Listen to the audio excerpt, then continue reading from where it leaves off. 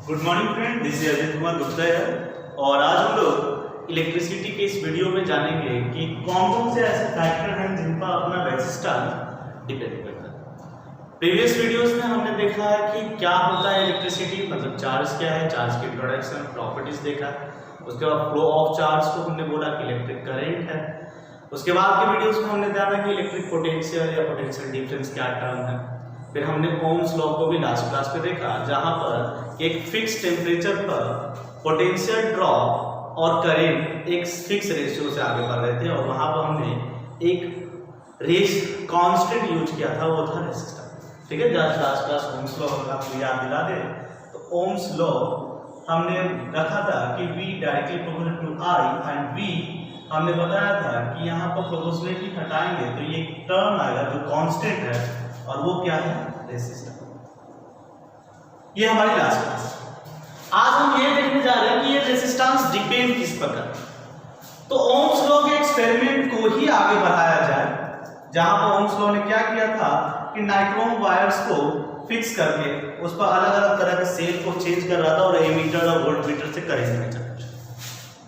अब रेजिस्टेंस के हिसाब से उन्होंने क्या किया एक्सपेरिमेंट, या आगे हम लोग कैसे कर सकते हैं रेजिस्टेंस के वेरिएशन को कैसे नोट कर सकते हैं। तो देखो कहता है कि अगर रेजिस्टेंस के बारे में पहला प्रयोग देखा गया कि अगर हम उस रेजिस्टेंस के क्रॉस सेक्शन का, या सिंपल चीज की अगर वायर समझिए L लेंथ का था और उस वायर को हमने 12 का बना दिया, तो अब हम देख रहे हैं कि पहले से रेजिस्टेंस हमारा डबल।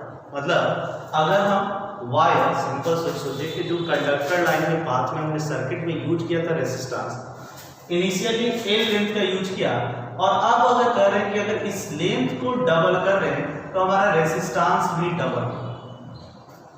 L के जगह पर अगर 12 वायर को यूज करें, 12 लेंथ के वायर को यूज करें तो हमारा रेजिस्टेंस भी डबल हो रहा है। मतलब कि एक्सपेरिमेंट ये बताता है कि रेजिस्टेंस लेंथ पर सीधे रूप से निर्भर करता है। ठीक है, दूसरा एक्सपेरिमेंट ये बताया गया कि अगर जो रेजिस्टेंस यूज किया गया है उसके क्रॉस सेक्शन एरिया को डबल कर दे, क्योंकि पहली बार हमने लेंथ डबल किया, अब अगर क्रॉस सेक्शन एरिया डबल कर दिया जाए तो वो पहले की तुलना में आधा। ठीक है, देखिए ध्यान दीजिए, सर्किट में हमने रेजिस्टेंस के लेंथ का प्रयोग किया कि लेंथ पहले L और अगर हम लेंथ 12 का यूज करें सेम सैंपल को तो रेजिस्टेंस क्या आया, तो पता चला कि रेजिस्टेंस जो पहले R आ रहा था अब 2 आ रहा है। मतलब कि लेंथ को जितने फैक्टर से इंक्रीज किए हैं रेजिस्टेंस भी उतना ही फैक्टर से इंक्रीज किया। तो यहां से हमने एक रिलेशन लगा, इसका मतलब कि रेजिस्टेंस जो है लेंथ पर सीधे रूप से निर्भर करता है, क्योंकि रेजिस्टेंस और लेंथ सेम रेट से चेंज।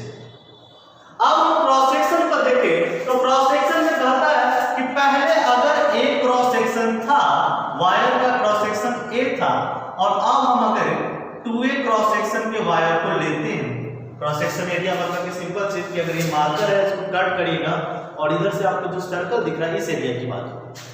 अगर क्रॉस सेक्शन को बड़ा कर दे, मतलब वो मोटा हो जाए, वायर मोटा हो जाए, तो पहले की तुलना में रेजिस्टेंस पहले जो R मिल रहा था अब वो रेजिस्टेंस R/2 मिल रहा है। मतलब ये इंडिकेट करता है कि रेजिस्टेंस और A में A को डबल किए तो रेजिस्टेंस हो गया हाफ, मतलब रेजिस्टेंस A के इनवर्सली प्रोपोर्शनल। ठीक है, मतलब रेजिस्टेंस को अगर इन दोनों के कॉम्बिनेशन से देखना चाहे वायर के नेचर पर तो रेजिस्टेंस डिपेंड कर रहा है L/A पर, जहां L है लेंथ ऑफ कंडक्टर, ठीक है, और A है क्रॉस सेक्शन एरिया। अब थोड़ा देखिए, रहा बात कि एक्सपेरिमेंट में ये लोग किए कि अगर हम ये जो था लेंथ और एरिया अगर मटेरियल बदल दे तो मटेरियल बदलने पर भी ये नोटिस किया गया कि अलग अलग मटेरियल बदलने पर रेजिस्टेंस की वैल्यूज इस रेट से निर्भर तो कर रही है लेकिन वैल्यूज अलग है। मतलब मटेरियल के साथ रेजिस्टेंस का एक सीधा साधा कनेक्शन है और इसीलिए इस प्रोपोर्शनलिटी की साइन को हटा करके उन्होंने रखा कि रेजिस्टेंस डिपेंड करती है रेसिस्टिविटी पर। ये जो कॉन्सेप्ट यूज किया गया है मैथ के लिए, प्रोबेबिलिटी साइन हटाने के बाद इक्विडिटीज का, ये है रेसिस्टिविटी। और रेसिस्टिविटी के बारे में कहा जाता है कि यहाँ पर नेचर में मौजूद हर मटेरियल की अपनी प्रतिरोधक क्षमता है, रेसिस्ट करने की क्षमता है, जिसे बोला जाए रेसिस्टिव। और वो मटेरियल टू मटेरियल वैरी करेगा, वो हर मटेरियल के लिए सेम नहीं। जैसे कि आपके पास अगर मेटल्स हैं, मेटल्स अलॉयज हो जाते हैं, मेटल होते हैं, तो मेटल में रेसिस्टिविटी ना के बराबर होती है। मेटल की रेसिस्टिविटी इतनी कम होती है कि आप बोल सकते हैं कि उसमें 10 के पावर -6 ओम पर मीटर से लेकर के 10 के पावर -8 ओम पर मीटर, 1 मीटर लेंथ में इतना ही रेसिस्टेंस होता है, मतलब एकदम ही जीरो, 10 के पावर माइनस। जबकि आप किसी इंसुलेटर टाइप के ले लीजिएगा डिवाइस या इंसुलेटर या फिर बहुत कम वाला, तो उसमें आपको जो रेसिस्टिविटी मिलेगा वो 10 के पावर 16 माइक्रो ओम मीटर से लेकर के 10⁸18 ओम मीटर के रेंज, यानी कि उसकी रेसिस्टिविटी इतना ज्यादा हाई होगा कि 1 मीटर के लेंथ में 10⁻16 का ऑर्डर। तो ध्यान देने वाली बात है कि फैक्टर जो हमें इफेक्ट कर रहे हैं रेसिस्टेंस के, वो एक फैक्टर है लेंथ, कि लेंथ अगर हम चेंज करेंगे उस रेट से रेसिस्टेंस चेंज करेगा। दूसरी चीज, एरिया को जिस हिसाब से चेंज करिएगा रेसिस्टेंस चेंज करेगा। और तीसरी बात कि यहाँ पर रेसिस्टिविटी को इंट्रोड्यूस किया गया, मतलब मटेरियल अगर बदलेंगे तो रेसिस्टिव। साथ साथ ये रेसिस्टिविटी मतलब कि रेसिस्टिव नेचर खुद ही डिपेंड करता है टेम्परेचर, कि अगर हम टेम्परेचर को चेंज करेंगे तो मटेरियल की रेसिस्ट करने की क्षमता चेंज करेगी, नॉर्मली ये क्षमता बढ़ जाती है। तो कहा जाता है कि अगर आप फैक्टर्स को कंसीडर कर रहे हैं रेसिस्टेंस के लिए, तो मेन फैक्टर ये कि कंडीशन ये लगाए कि एक फिक्स टेम्परेचर पर, मतलब अगर कंडीशन टेम्परेचर का फिक्स है, उस फिक्स टेम्परेचर पर आपको रेसिस्टेंस लेंथ पर डायरेक्टली डिपेंड करेगा, साथ ही साथ एरिया के इनवर्सली प्रोपोर्शनल होगा और मटेरियल पर डिपेंड करेगा कौन सा मटेरियल आप यूज करने चाहते हैं। तो ये सारे फैक्टर्स है जो रेसिस्टेंस को इफेक्ट करते थे। तो अगर आप नोट्स प्रिपेयर कर रहे हैं तो नोट्स प्रिपेयर में आप ये लिख सकते हो कि resistance of any conductor, resistance of any conductor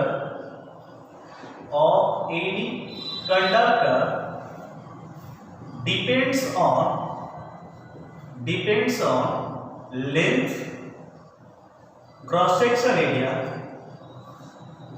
cross-sectional area and material at fixed temperature। ठीक है, तो किसी भी कंडक्टर के लिए जो रेसिस्टेंस है वो डिपेंड करेगा लेंथ पर और क्रॉस सेक्शन एरिया पर, साथ ही साथ मटेरियल पर, किस नेचर के मटेरियल को कंडक्ट करने के लिए लिया गया उस पर निर्भर करेगा। कंडीशन ध्यान रहे, टेम्परेचर इस केस में फिक्स होना चाहिए। ठीक है, तो ये मेन की पॉइंट थे। अब हम प्रॉब्लम्स को कुछ कंसीडर करेंगे जिसकी मदद से हम देखेंगे कि किस तरह से हम रेसिस्टेंस, पोटेंशियल और करंट को यूज कर सकते हैं। तो उस प्रॉब्लम के स्टेटमेंट को लिखने के लिए मैं वीडियोस को थोड़ा सा पॉज कर रहा हूं। अब हम यहाँ पर कुछ प्रॉब्लम्स को ले रहे हैं।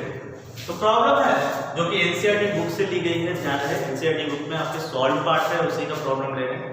हम लोग अनसॉल्व पार्ट या फिर और भी स्टैंडर्ड प्रॉब्लम्स को इस चैप्टर के एंड के वीडियोस के बाद लेंगे ताकि आपकी पूरी रिवीजन हो जाए। उसके बाद पहले हम एनसीईआरटी के प्रॉब्लम्स को ही ले रहे हैं।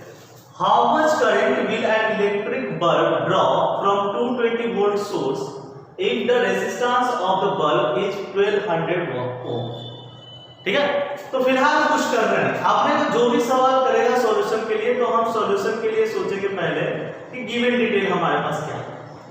तो गिवन डिटेल्स है कि इलेक्ट्रिक करंट हमसे पूछा जा रहा है, हाउ मच करंट, मतलब कि I अननोन है। ठीक है, bulb draw from 220 volt source, volt आपका यूनिट बताया गया था कि वोल्ट मतलब पोटेंशियल ड्रॉप दिया गया। अगर 220 हमारे पास वोल्टेज दिया हुआ है, if the resistance of bulb filament is 1200, bulb filament की रेजिस्टेंस जो है वो है 1200 ओम। तो भाई ओम कह रहा है तो ओम्स लॉ को यूज कर दो, डायरेक्ट काम हो जाएगा अपना। Ohm's law V equal to I R, V known है, I अननोन, R नोन है, तो ऑब्वियसली एक अननोन निकल जाएगा। V को डाले 220 is equal to I into 1200। I जो हो गया 22/120, करंट अपना निकल गया, और जो करंट निकलेगा वो निकलेगा एम्पीयर। पहला आंसर, ठीक है। आप पॉइंट में भी आंसर दे सकते हो, कोई बड़ी बात नहीं है। डिटेल समझ लीजिए, हमारे पास जो भी गिवन डेटा था, गिवन डेटा लिख दिया और सीधे ओम्स लॉ को यूज किया। ओम्स लॉ जो रिलेशन हमारा था उससे यूज होकर के हमारा निकल गया। सेकंड क्वेश्चन में देख रहे हैं, सेकंड क्वेश्चन क्या होता है, how much current will an electric heater coil draw from 220 volt source if the resistance of coil is 100 ohm। मतलब सिमिलर टाइप का क्वेश्चन हमारे पास इस बार फिर से करंट पूछ रहा है, रेजिस्टेंस और पोटेंशियल दिया हुआ है, ठीक है।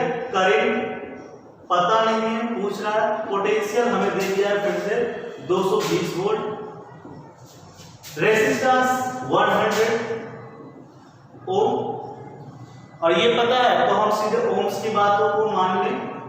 Ohms law V equal to I R, detail डाल दीजिए, 220 is equal to I into 100, और I हो गया 220/100, मतलब कि 2.2 एम्पियर। जो हुआ अपना करंट जो निकल गया है, ध्यान रहे जो भी डिटेल्स था हमने डिटेल्स लिखे। अननोन था, अननोन के लिए ओम्स के रिलेशनशिप को यूज किया और हमारा डायरेक्ट आंसर। वीडियोस को आगे पीछे कर सकते हो इनकेस अगर आपको कोई कंफ्यूजन हो रहा है तो। अगले प्रॉब्लम को देखते हैं, if potential difference between the terminal of electric heater is 60 volt, ठीक है, when draw a current 4 ampere from the source. तो बोला कि जब 60 वोल्ट है पोटेंशियल ड्रॉ तो करंट 4 एम्पीयर ड्रॉ कर रहा है, कोई दिक्कत नहीं। What current will heater draw if the potential is increased by 120 volt? अच्छा क्वेश्चन, तो हम कंडीशन देखते हैं। इनिशियली इसको लीजिएगा, चेक कर लीजिएगा आप लोग, आप अपने भरोसे पे स्पेलिंग लिखिएगा। इनिशियली हीटर की पोटेंशियल जो है वो है 60 वोल्ट, तो करंट कितना है भाई, तो करंट हमें दिया है 4 एम्पियर। रेजिस्टेंस के बारे में कोई डिटेल आपसे कह रहा है कि अगर हम इसकी पोटेंशियल को 120 वोल्ट 120 वोल्ट से इंक्रीज करें तो ठीक है भाई।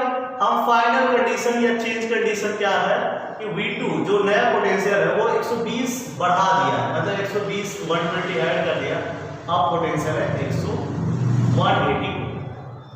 आई वैल्यूज हमसे पूछ रहा है, शायद हमसे यही पूछ रहा है कि the what current heater draw, मतलब हमसे अब पूछ रहा है कि अगर ऐसा कुछ कर दे हम पोटेंशियल को बढ़ा दें तो इस पोटेंशियल के बढ़े हुए मान के लिए, बढ़े हुए वैल्यूज पर हमें कितना नया करंट मिले, तो I2 हमें फाइंड करना है, यही हमें रिजल्ट। एक बात ध्यान,